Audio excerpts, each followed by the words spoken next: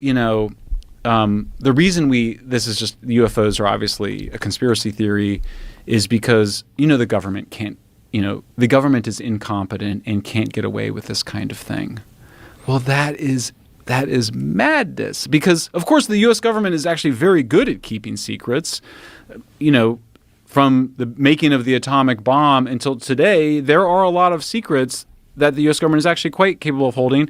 And nobody knows that better than Vivian Schiller and Garrett Graff of the Aspen Institute, who ran the Hunter Biden operation. So what they're doing is they're deliberately it's a psy. I mean, I just use a psyop or whatever you call it, because a lot of people are normie experiences of government is going to the DMV, right? So you go, wow, the DMV, yeah, that's the government. The people that are working at the CIA and the FBI at those high levels are they're like some of the smartest people in the world. I mean, these are people that they're recruiting them out of the Ivy Leagues. The idea that these agencies are incompetent, and I'm not saying that they're always competent, but these are some of the premier spies that have ever existed, and the idea that somehow the U.S. government, can't carry out these operations or keep it secret, that's obviously wrong. And then we have all these whistleblowers coming forward. So that's the prelude to today's story. What is your thought on it? So what do you think so if it's a psyop, and I'm not aware of what the book is and what their premise is, but essentially the premise is that UFOs are bullshit? It's a very sophisticated book. So I mean, it's worth. I encourage people to read it in part to understand what's the most sophisticated take by the U.S. government. The less sophisticated treatment was by Sean Kirkpatrick, who was the recently departed head of the Defense Department's ALSAP?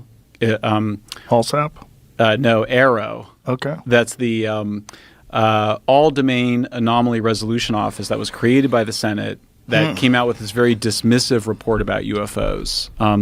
And then he left, the head of ARROW left, and has now just been ridiculing and attacking all the UFO whistleblowers, including, David Grush and Lou Elizondo and all these folks. But the book this is a book of the history of UFOs, and it basically just goes through every single major case and shows you why it's not a UFO. I mean, basically it's showing or why it's a natural phenomenon. So it's essentially doing what Project Blue Book did. It's absolutely an extension of.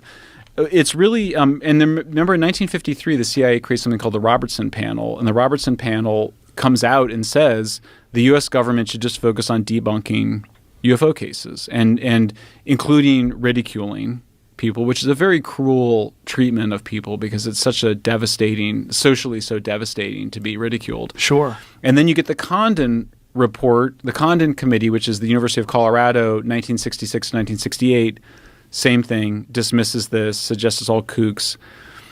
The Garrett Graff's UFO book is more sophisticated. It's actually a little bit more gentle in the sense that it's dismissing all these things. It's also talking about these may be natural phenomena. It might be plasmas or ball lightning, and then they kind of go through the psychological explanation. But the whole book is aimed at just absolutely dismissing the phenomena. I mean, that's the whole purpose of it. I think some of the phenomena should be dismissed. I think that's one thing that we really need to accept when we try to develop an objective sense of what's really going on, that ball lightning is real. Sure. Plasma's real. There's a lot of real natural phenomenon. Ball lightning is bizarre. And if you ever see ball lightning and you imagine you were a person alone in the forest and you saw ball lightning, you would 100% shit your pants. You'd be like, oh my God, there's a fucking alien here and they're going to get me and they're going to take me like Travis Walton.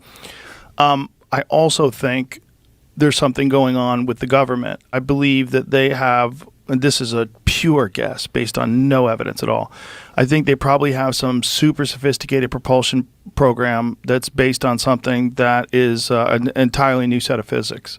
It's probably based on some sort of gravity propulsion.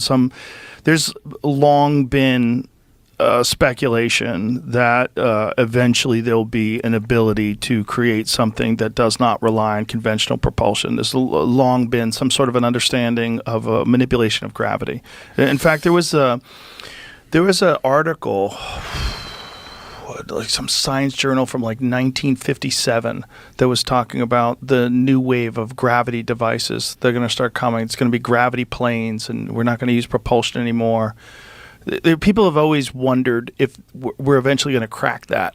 And if they did crack that, I think the problem is, I think a lot of these things are drones, and I think the problem is biological life can't survive those speeds.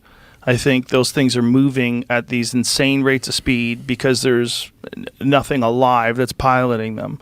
And so that's why humans can survive, and that's why, no humans can survive that kind of G-force. So there's no one in those things.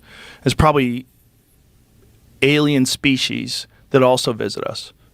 I don't think that's outside the realm of possibility either. I think all those things are happening. I think that one has been documented clearly throughout human history, that there's been these experiences, and you've got to chalk some of them up to bullshit, lies, hysteria. There's a lot of, but there's too many that are too similar. And I'm in the middle of Jacques Vallée's book. Have you read any of his stuff? I've read almost all of it. I'm in the middle of it's called Dimensions. That's what it is. And that's that there's a trinity of books. Yeah, there. Yeah. Apparently, I didn't know that when I picked this one up. But Dimensions is one of the things that he does in the book is he has eyewitness accounts of UFO events throughout history, like going back into the 1700s. Right. And they're like uniform. Yes. They're fascinating. And he also makes this argument that there's a cultural context as to what people see, and that a lot of these people that live in Ireland, they see, leprechauns and elves and fairies, yeah. and that it's quite possible that this is not from another planet, that this is some sort of extra dimensional experience, that these things come from somewhere that's here but not here, and that this is why they've existed forever, and this is why there's no evidence of them, and they come and go as they please, and they're probably a completely different type of thing than what we are, this bizarre carbon-based life form that we are. They're probably some parallel evolution that took place somewhere else that's probably gone on 1 million years past where we are. Or that's just guessing. Who knows what it is. But there's something else to it. There's some sort of a spiritual element to it. It's not as simple as a metal ship comes from another place and lands here. But I also think the metal ship coming from another place might be real too.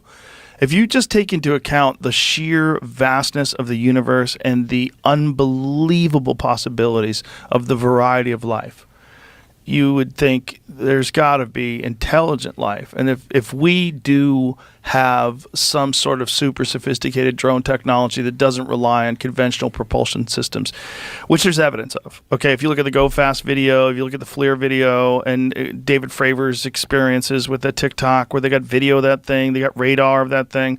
So we know something can move that way that fast.